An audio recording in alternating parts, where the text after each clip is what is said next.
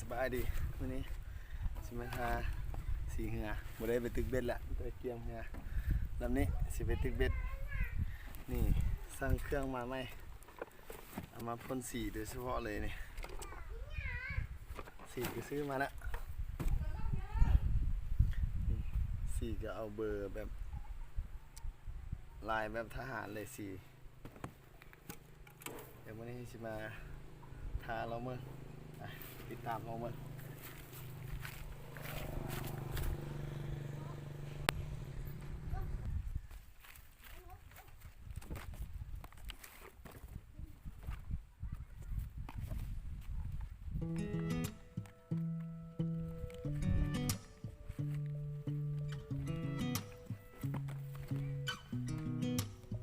Sound really fine. 아무렇지 않은 척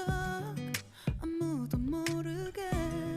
조심하는데 또 티가 났나 봐. Sound really fine. 너와 함께 했었던 시간이 길었어.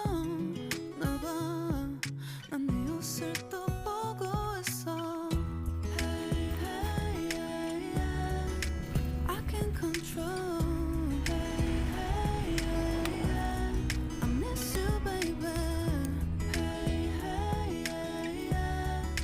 좀 더 빨리 널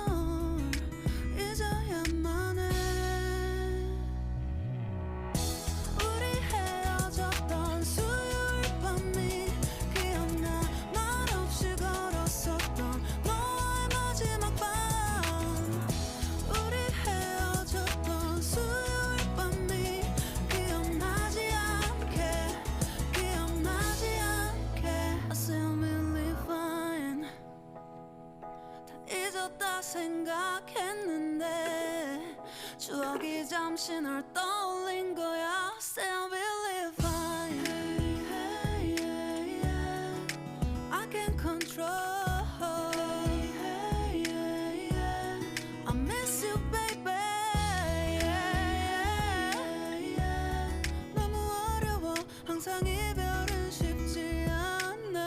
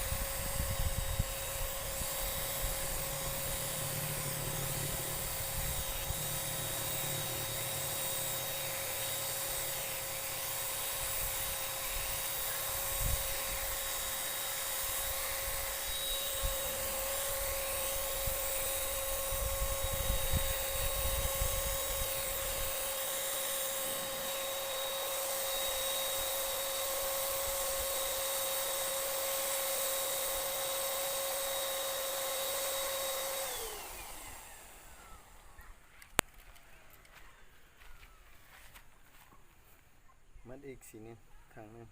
3ละเปลือง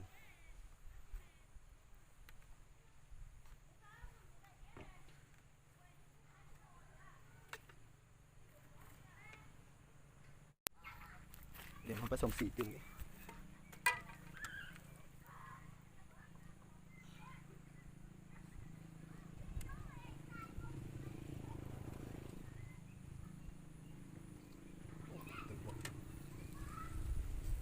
มันไปได้ละ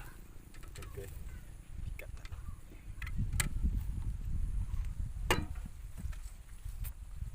ใส่น้ำมันเอ็ดซังแล้วก็คน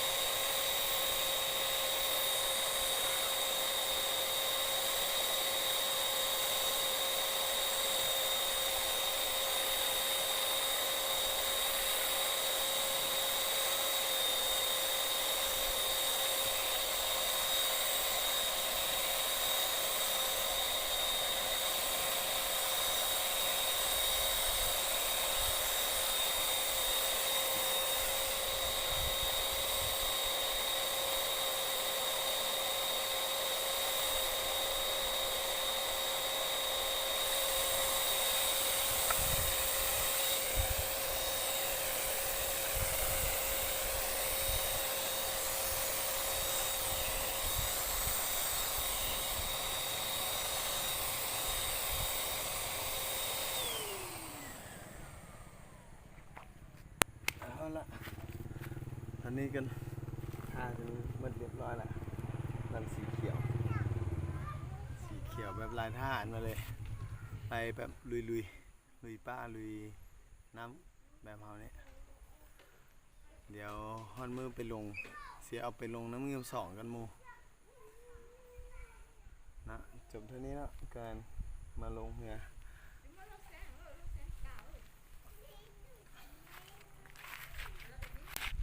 การมาลงสีงานเดี๋ยวพาไปเบิ้งงามครับ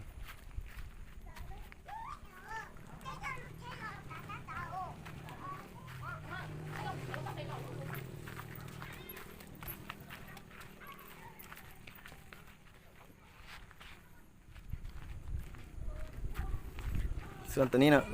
เบื้องไปเบื้องมาท่านผู้ชมอาจจะคิดว่าเอามาโต้กันอย่างเอามาจับให้อย่างอยู่มาติดให้อย่างอยู่บ้านนี้มันเป็นบอลจับมอเตอร์ไกด์ด้านหลังอีกบอลหนึ่งบางทีอาจจะบังคับอยู่ทางหน้าบอลหนึ่งถ้าเอาไปผู้เดียวเขาก็ตึกอยู่ทางหน้าก็ได้ทางหลังก็ได้ติดมอเตอร์ไกด์เนาะเดี๋ยวลำนี้ลำเรือเอามาลงสีใหม่ช่วยกดไลค์กดแชร์กดติดตามให้เด้อสำหรับเรือลำนี้ของลูกเขยฟิชชิ่งจะเอาไปลงอยู่น้ำเงี้ยว2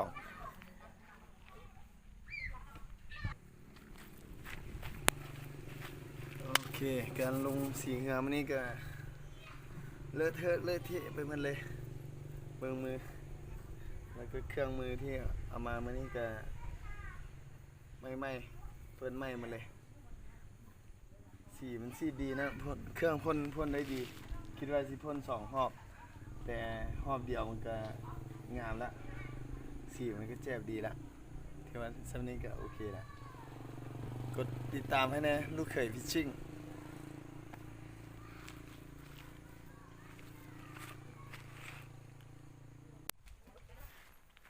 จะมาลงสีไปถ่ายก่อน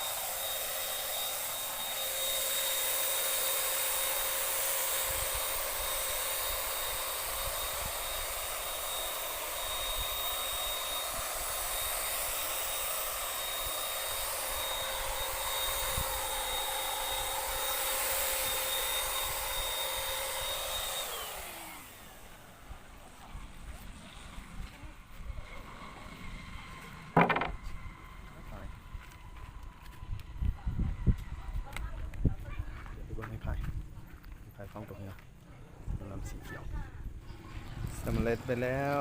สำหรับเรือลำนี้เสียไปลงน้ำเงิม2เด้อผู้ใดที่มาตึกป่าก็ช่วยกดไลค์กดแชร์แล้วก็ที่สำคัญช่วยกดติดตามช่องของเราให้แน่